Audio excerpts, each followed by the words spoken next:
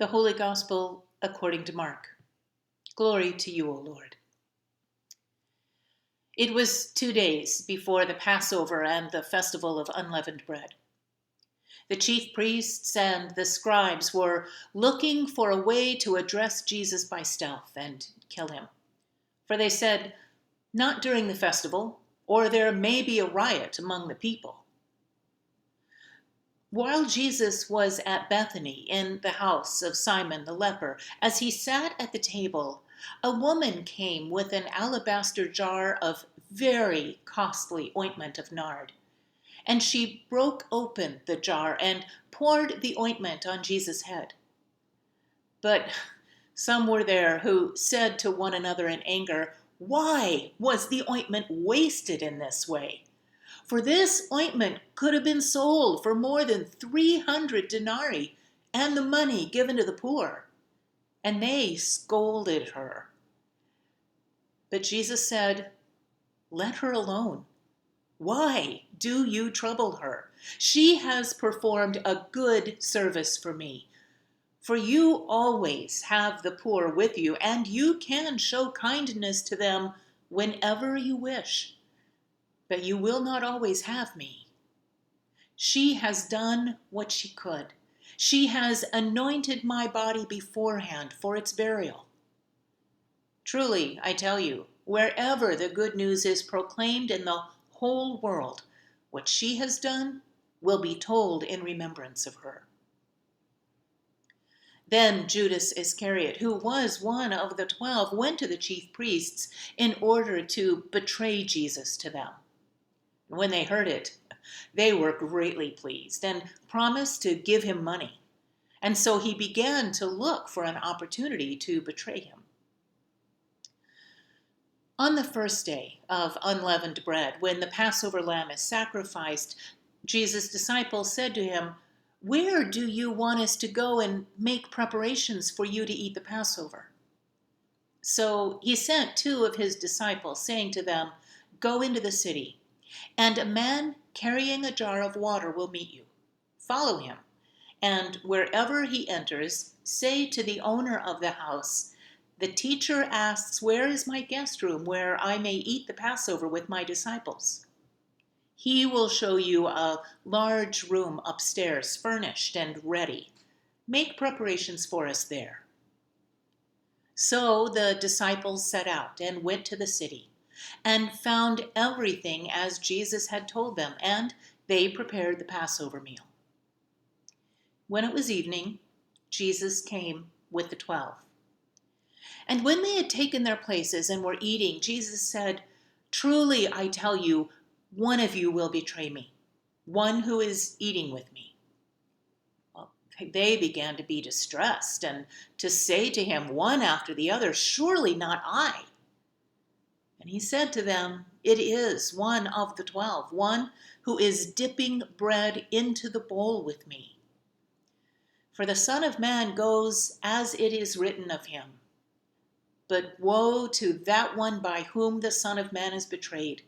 It would have been better for that one not to have been born." While they were eating, he took a loaf of bread, and after blessing it, he broke it, gave it to them, and said, "Take, this is my body."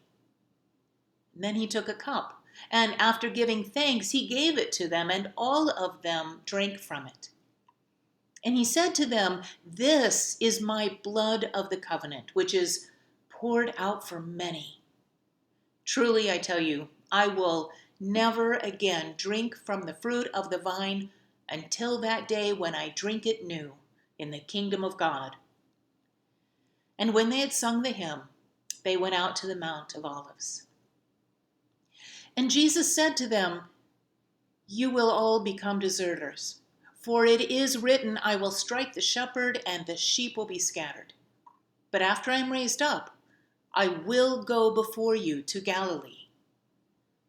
Peter said to him, "Even though all become deserters, I will not." Jesus said to him, "Truly I tell you, this day, this very night, before the cock crows twice, you will deny me 3 times. But Peter said vehemently, "Even though I must die with you, I will not deny you." And all of them said the same. They went to a place called Gethsemane, and Jesus said to his disciples, "Sit here while I pray." And he took with him Peter and James and John, and he began to be distressed and agitated. And he said to them, "I am deeply grieved, even to death. Remain here and keep awake." And going a little farther, he threw himself on the ground and prayed that if it were possible, this hour might pass from him. He said, "Abba, Father, for you all things are possible. Remove this cup from me. And yet, not what I want, but what you want." And he came and found them sleeping, and he said to Peter, "Simon, are you asleep? Could you not keep awake 1 hour? Keep awake and pray that you may not come into the time of trial. The spirit indeed is willing, but the flesh is weak." And again he went away and prayed, saying the same words. And once more he came and found them sleeping, for their eyes were very heavy, and they did not know what to say to him. He came a third time and said to them, "Are you still sleeping and taking your rest? Enough. The hour has come. The Son of Man is betrayed into the hands of sinners. Get up. Let us be going. See, my betrayer is at hand." And immediately, while he was still speaking, Judas, one of the 12, arrived. And with him there was a crowd with swords and clubs from the chief priests, the scribes, and the elders. Now, the betrayer had given them a sign, saying, "The one I will kiss is the man. Arrest him and lead him away under guard." So when he came, he went up to Jesus at once and said, "Rabbi," and kissed him. And then they laid hands on him and arrested him. But one of those who stood near drew his sword and struck the slave of the high priest, cutting off his ear. And then Jesus said to them, "Have you come out with swords and clubs to arrest me as though I were a bandit? Day after day I was with you in the temple teaching, and you did not arrest me. But let the scriptures be fulfilled." All of them deserted him and fled. A certain young man was following him, wearing nothing but a linen cloth. They caught hold of him, but he left the linen cloth and ran off naked. They took Jesus to the high priest, and all the chief priests, the elders, and the scribes were assembled. Now Peter had followed him at a distance, right into the courtyard of the high priest, and he was sitting with the guards, warming himself at the fire. Now the chief priests and the whole council were looking for testimony against Jesus to put him to death, but they found none. For many gave false testimony against him, and their testimony did not agree. Some stood up and gave false testimony against him, saying, "We heard him say, 'I will destroy this temple that is made with hands, and in 3 days I will build another not made with hands.' But even on this point, their testimony did not agree." Then the high priest stood up before them and asked Jesus, "Have you no answer? What is it that they testify against you?" But Jesus was silent, did not answer. Again, the high priest asked him, "Are you the Messiah, the Son of the Blessed One?" And Jesus said, "I am. And you will see the Son of Man seated at the right hand of the power and coming with the clouds of heaven." Well, then the high priest tore his clothes and said, "Why do we still need witnesses? You have heard his blasphemy. What's your decision?" And all of them condemned him as deserving death. Some began to spit on him, to blindfold him, and to strike him, saying to him, "Prophesy!" And the guards also then took him over and beat him. While Peter was below in the courtyard, one of the servant girls of the high priest came by. When she saw Peter warming himself, she stared at him and said, "You also were with Jesus, the man from Nazareth." But Peter denied it, saying, "I do not know or understand what you are talking about." And he went out into the forecourt. And then the cock crowed. And the servant girl, on seeing him, began again to say to the bystanders, "This man is one of them." But again he denied it. And then after a little while, the bystanders again said to Peter, "Certainly you are one of them, for you are a Galilean." But Peter began to curse, and he swore an oath, "I do not know this man that you are talking about." And at that moment, the cock crowed for the second time. And then Peter remembered that Jesus had said to him, "Before the cock crows twice, you will deny me 3 times." And he broke down and wept.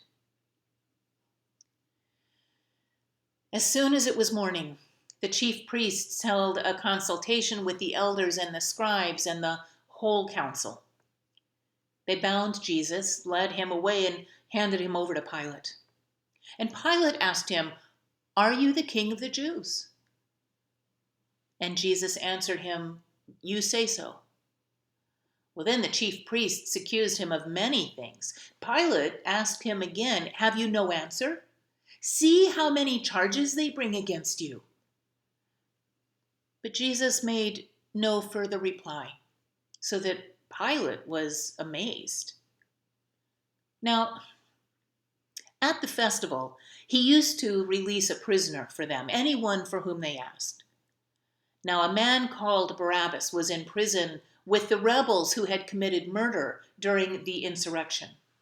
So the crowd came and began to ask Pilate to do for them according to his custom.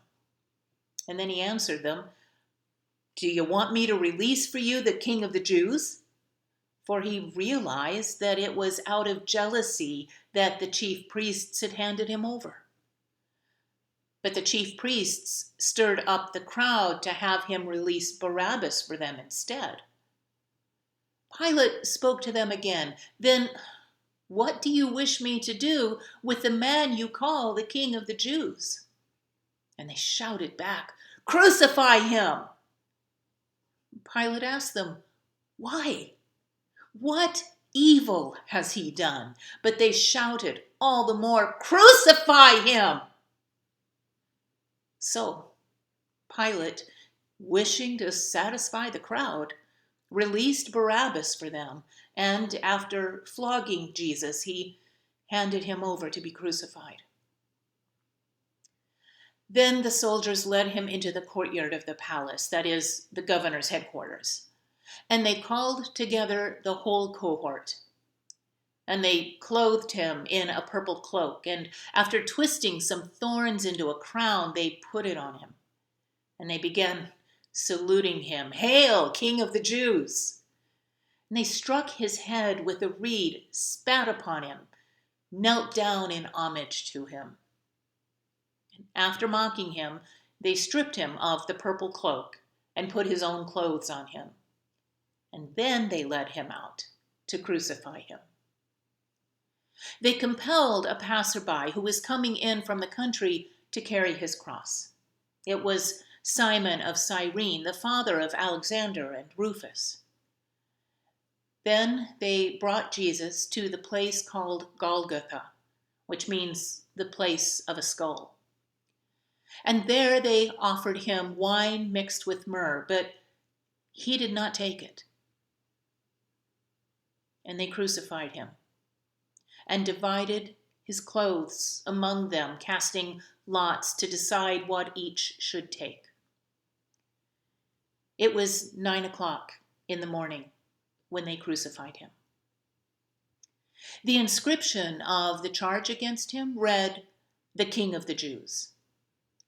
And with him they crucified two bandits, one on his right and one on his left. Those who passed by derided him, shaking their heads and saying, you who would destroy the temple and build it in 3 days, save yourself. Come down from the cross." And in the same way, the chief priests, along with the scribes, were also mocking him among themselves, saying, "He saved others. He cannot save himself. Let the Messiah, the King of Israel, come down from the cross now so that we may see and believe." And those who were crucified with him also taunted him. When it was noon, darkness came over the whole land until 3 in the afternoon. At 3 o'clock, Jesus cried out with a loud voice, "Eloi, Eloi, lema sabachthani," which means, my God, why have you forsaken me?" When some of the bystanders heard it, they said, "Listen, he's calling for Elijah." And someone ran, filled a sponge with sour wine, put it on a stick, and gave it to him to drink, saying, "Wait, let us see whether Elijah will come take him down." And then Jesus gave a loud cry and breathed his last. And the curtain in the temple was torn in two from top to bottom. Now when the centurion who stood facing him saw that in this way he breathed his last, he said, "Truly, this man was God's son." There were also women looking on from a distance. Among them were Mary Magdalene and Mary, the mother of James the Younger, and of Joseph and Salome. These used to follow Jesus and provided for him when he was in Galilee, and there were many other women who had come up with him to Jerusalem. When evening had come, and since it was the day of preparation, that is, the day before the Sabbath, Joseph of Arimathea, a respected member of the council, who was also himself waiting expectantly for the kingdom of God, went boldly to Pilate and asked for the body of Jesus. Then Pilate wondered if he were already dead, and summoning the centurion, he asked him whether Jesus had been dead for some time. And when he learned from the centurion that Jesus was dead, he granted the body to Joseph. Then Joseph bought a linen cloth, and taking down the body, wrapped it in the linen cloth, and laid it in a tomb that had been hewn out of the rock. And he then rolled a stone against the door of the tomb. Mary Magdalene and Mary, the mother of Joseph, saw where the body was laid. The Gospel of the Lord. Praise to you, O Christ.